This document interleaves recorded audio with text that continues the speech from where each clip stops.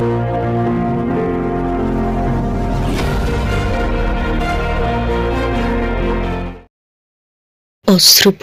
আঁখি ছোড়া পাশে স্মৃতির পরে কালের রেখা মধুবনেতে স্পষ্ট হয় যবে।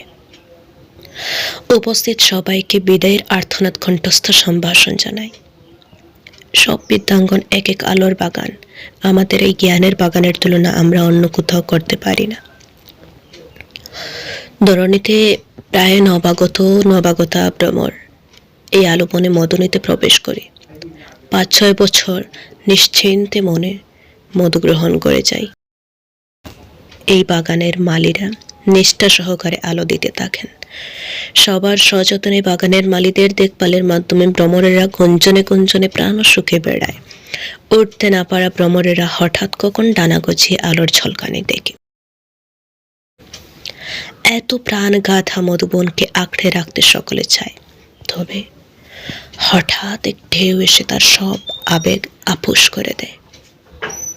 কালের করাল স্রোত, হ্যাঁ, এই স্রোতই আমাদেরকে ভাসিয়ে চলে অন্যত্র। সাময়িক বিদায় বটে, তবে এ বিদায় একই সূত্রস্থ অনেক বাঁধন ছেড়ে দেয়, না জানি কেমন, তবে হৃদস্নায়ু যেন নড়া দিয়ে ওঠে। এ বিদায় গ্রহিতে মন চায় না। জীবনচক্রে তবু মোরা বাধা, এই সীমার বাইরে মোদের যেতেই হবে। আরো এক বর্ষে আরো এক দল ভ্রমর গুনগুনিয়ে পা ফেলবে বাগানের দরজায়। আজকের দিনে অনুজদের প্রতি একটা কথা বলতে চাই। এ সময় এই বাগানে একটা গণ্ডি মনে হবে, তবে বাইরে পা রেখেই দেখো না, পূর্ণিমা ওখানে আমরা আলোচনা বটে। মাধ্যমিক স্তরের কালযাপন আর রক্ত বরাবর সঙ্গীর দ্বিতীয় কোনো অপশন পাবে না। এ মধুর সময় না বুঝিয়ে কাটিয়ে দিও না। এই জীবন খুবই গুরুত্বপূর্ণ।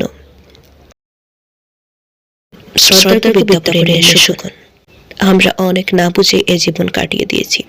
আজ ঢেউয়ের মুখে দাঁড়িয়ে সে সময় ফিরে পেতে আমরা অপারগ। আমরা ছাত্রছাত্রীরা সর্বকালীন ছোটই ছিলাম আপনাদের কাছে। পথ চলায় অনেক ত্রুটি অসম্মাননা করে বসেছি আপনাদের কাছে। আপনারা অক্লান্ত নিষ্ঠাবান শিক্ষাদানকারীগণ, আপনাদের কাছে এ সমস্ত ভুলের ক্ষমা আছে। আমি আমার সমস্ত সহপাঠী এবং আমার পক্ষ থেকে আমাদের অবুঝে চলার জন্য ক্ষমা চাইছি। সন্তানতুল্য শিষ্যদের আপনাদের মার্জনা মিলবে এই আশাবাদী আমরা।